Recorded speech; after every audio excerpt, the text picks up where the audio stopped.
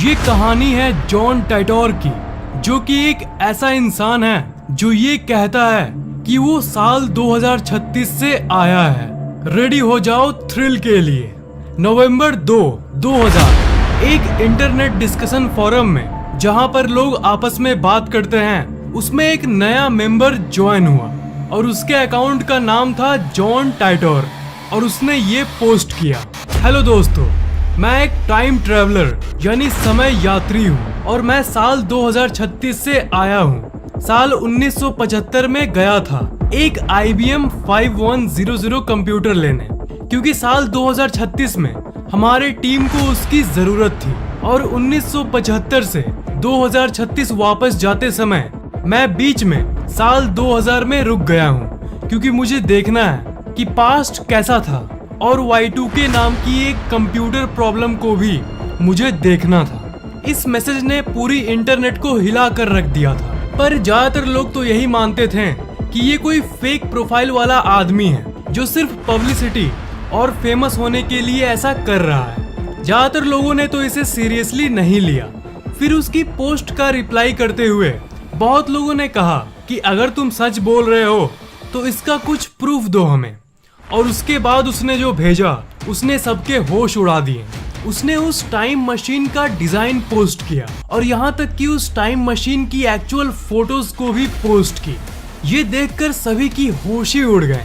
किसी को समझ नहीं आ रहा था कि ये क्या हो रहा है। जॉन टाइटोर का ये कहना था कि वो एक आर्मी है साल 2036 में और उसके दादाजी IBM कंप्यूटर कंपनी में जॉब करते थे और इसलिए उसके कॉन्टैक्ट्स, उसकी जान पहचान IBM में थी। और IBM कंप्यूटर ही एक ऐसी चीज थी जो उसकी भविष्य की कंप्यूटर प्रॉब्लम को सॉल्व कर सकती थी। इसलिए वो टाइम मशीन की मदद से वापस आया था 1975 में। आपके मन में ये सवाल आ सकता है कि अगर वो सच में फ्यूचर से आया था तो उसे तो पता ही होगा कि आगे क्या होने वाला है, तो क्या उसने किसी घटना के बारे में बताया था?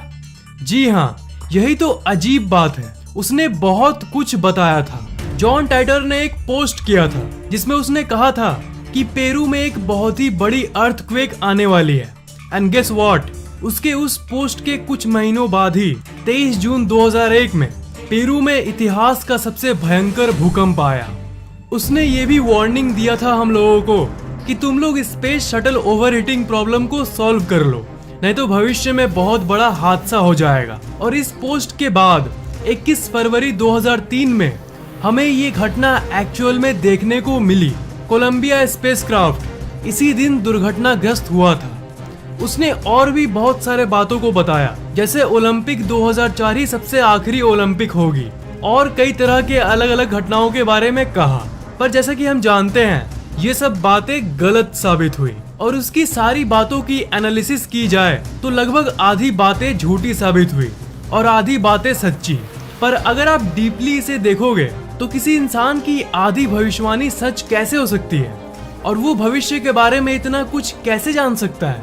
जॉन टाइटोर के ऊपर एक किताब भी लिखी गई और इसका नाम था John Titor a time traveller's tale. March 2001 को जॉन टाइटोर ने अपना आखिरी पोस्ट किया। मतलब इस डेट के बाद उस अकाउंट से आज तक कोई पोस्ट नहीं हुई और एक रहस्य बन के वो हमेशा के लिए गायब हो गया। A man in a plane.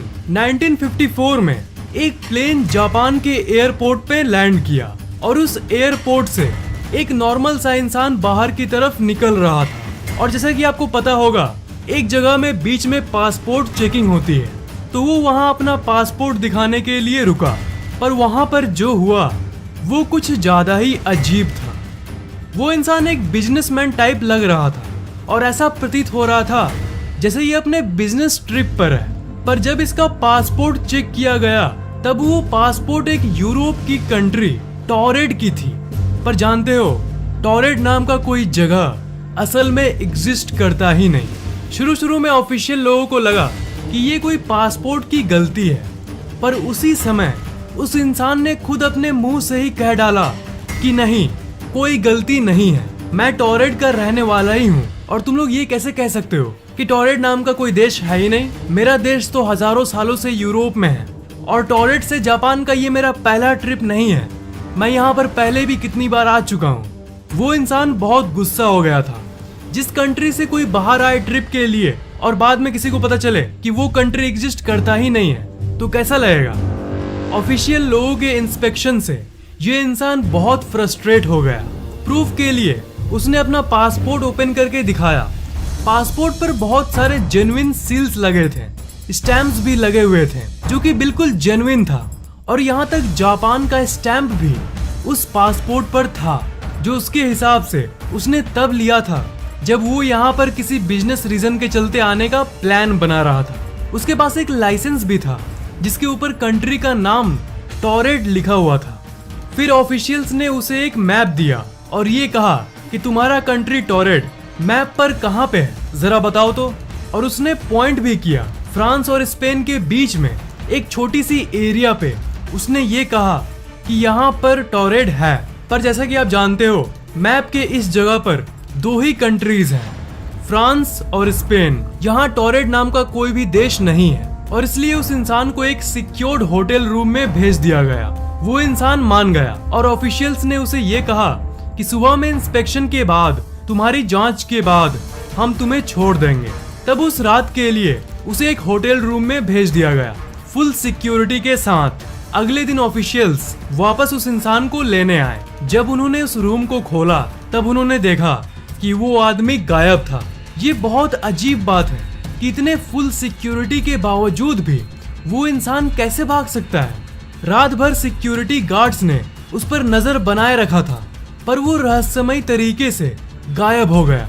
और जो लाइसेंसेस और डॉक्यूमेंट्स ऑफिशियल्स ने उस इंसान से लिया था, वो सब वो जो ऑफिशियल्स के रूम में रखा गया था, वो भी किसी रहस्यमयी कारणवश वो भी गायब हो गया। पर इस घटना के बारे में कहीं उतनी बात नहीं की गई, न्यूज कवरेज या अटेंशन दी ही नहीं गई। इस घटना के 35 साल बाद इस किताब के जरिए, जिसका नाम था द डायरेक्टरी ऑफ पॉसिबिलिटीज, लोगों को इस घटना के बारे में पता चला। और एक किताब जिसका नाम था स्ट्रेंज बट ट्रू, उस किताब में भी इस घटना के बारे में जिक्र किया गया। इस घटना को कोई भी आज तक नहीं समझ सका कि ये आखिर हुआ क्या था। बहुत सारी थ्योरीज बनाई गई, पर सबसे फेमस थ्योरी ये कहती है कि ये एक दूसरे पैरेलल यूनिवर्स का इंसान था जो हमारे इस यूनिवर्स में किसी ग्लिच के चलते शिफ्ट हो गया था। पैरेलल यूनिवर्स का कॉन्सेप्ट ये कहता है कि बहुत सारे यूनिवर्सेस इस एग्जिस्टेंस में हैं। मतलब सारे यूनिवर्सेस में से एक यूनिवर्स में एक ऐसा भी यूनिवर्स है जहां पर टोरेड नाम का एक यूरोपियन कंट्री सच में है। और उसी ब्रह्मांड से हमारे ब्रह्मांड में ये इंसान किसी तरह स्लिप कर गया और फिर रात में ही वो किसी तरह अपने यूनिवर्स में वापस लौट गया था। और क्योंकि वो हमारे यूनिवर्स में कभी एग्जिस्ट करा ही नहीं था, इसलिए उसके साथ साथ उसकी जो लाइसेंस और डॉक्यूमेंट ऑफिशियल्स ने लिया था, वो सब भी गायब हो गया। दूसरी थ्योरी ये कहती है कि वो इंसान फ्यूचर से आया था। हो सकता है कि भविष्य में टोरेड नाम का कोई जगह होगा जहां से ये इंसान टाइम ट्रेवल करके जानबूझकर आया होगा, सिर्फ ये देखने के लिए कि पास्ट कैसा था। और इसके आसपास कोई ऐसी सीक्रेट डिवाइस होगी जिससे वो होटल रूम के अंदर ही अपने यूनिवर्स में वापस लौट गया। कौन सी थ्योरी सही है कोई नहीं जानता, पर ये एक बहुत बड़ी मिस्ट्री जरूर है। Mysterious incident of time slip. Time slip उस फेनोमेनन का नाम है जिसमें आप एक समय से दूसरे समय में अचानक से स्लिप हो जाते हो। एग्जाम्पल दूं तो मान लो आप अपने घर के आसपास के एक मॉल में रेगुलर आते जाते रहते हो हर हफ्ते, ठीक है। और जब भी आपको हेयर कट कराना होता है तब आप उस मॉल के अंदर ही करवाते हो। पर एक दिन आप मॉल से निकले और आपने देखा कि मॉल के बगल में एक अजीब सा हेयर कट सैलून मौजूद है। आप उस सैलून में गए अपना हेयर कट करवाने, फिर आप वापस अपने घर चले गए। घर आने के बाद आपने ये देखा कि आपका हेयर कट तो बहुत अच्छा है, तो आपने ये डिसाइड किया कि अब से आप अपना हेयर कट हमेशा वहीं करवाएंगे, उस छोटी सी सैलून से, ना कि उस मॉल से। पर जब आप नेक्स्ट बार उस जगह पर गए तो आपने देखा कि कोई सैलून मौजूद ही नहीं है। और अपने आसपास के लोगों से पूछा कि यहाँ एक सैलून था ना, मैं तो कुछ दिन पहले ही यहाँ आया था। तो उन्होंने कहा कि नहीं, तो यहाँ पर तो कोई सैलून नहीं है। सैलून था, पर आज से 10 साल पहले, जो कब का बंद हो चुका है। तो यहाँ पर क्या हुआ आप थोड़ी देर के लिए टाइम स्लिप का अनुभव कर रहे थे। मतलब 10 साल पहले वाला टाइम आप थोड़ी देर के लिए अनुभव कर पा रहे थे और 10 साल पहले वाले सैलून में आप अपना हेयर कट करवाए थे। हालांकि विज्ञान नहीं जानता कि टाइम स्लिप सच में होती है या नहीं, पर बहुत सारे लोगों ने अनुभव जरूर किया है। 2006 में सेन नाम का एक चोर लिवरपूल इंग्लैंड की एक दुकान से चोरी करके भाग रहा था और सिक्योरिटी गार्ड उसे पकड़ने की कोशिश कर रहे थे। भागते भागते अचानक से सेन की चेस्ट पर दर्द हुआ और वो बेहोशी फील करने लगा, पर उसने अपने आप को संभाल लिया। पर नीचे झुके हुए पोज से जब उसने अपना मुंह ऊपर उठाया आगे भागने के लिए, तब उसने ये देखा कि सब कुछ बदल गया है। सिक्योरिटी गार्ड गायब है और आसपास के घर और रोड पूरे तरीके से बदल गए हैं और लोग भी अजीब पुराने जमाने के ड्रेस पहने हुए हैं। फिर उसने दौड़ के एक न्यूज़पेपर की शॉप पर डेट देखा और उसने देखा कि ये 1967 है। मतलब 2006 से 1967, मतलब वो 39 इयर्स समय में पीछे आ गया था। जो गार्ड उसका पीछा कर रहा था उसने ये बताया कि रोड के बीच में ही वो इंसान अचानक से गायब हो गया था जब वो उसका पीछा कर रहा था। ऐसे घटनाएं बहुत लोगों ने अनुभव किया है। तो थ्योरी ये कहती है कि वो साल 2006 से टाइम स्लिप के चलते ही 1967 में गलती से चला गया था, पर लकीली वो वहां 1967 में बेहोश हो गया था। लकीली इसलिए कहा क्योंकि जब उसको होश आया तब वो वापस 2006 में ही था। वो सिक्योरिटी गार्ड और सेन दोनों कंफ्यूज थे कि आखिर उन लोगों के साथ हुआ क्या। ये कहानियां सच है कि नहीं ये तो कोई नहीं जानता और कोई इसे कंफर्म नहीं कर पाया है, पर लोग दावा आज भी करते आए हैं। क्या आपको टाइम में पीछे और आगे जाने वाले सच्चे अनुभवों और घटनाओं के बारे में और सुनना है? इस वीडियो का एक और पार्ट लाऊं? नीचे कमेंट जरूर करना और इस वीडियो को लाइक करना बिल्कुल भी मत भूलना और शेयर जरूर कर देना। और अभी तक सब्सक्राइब नहीं किए हो तो सब्सक्राइब जरूर कर लेना और बेल आइकन को तो भूलना ही मत, उसे जरूर दबा देना।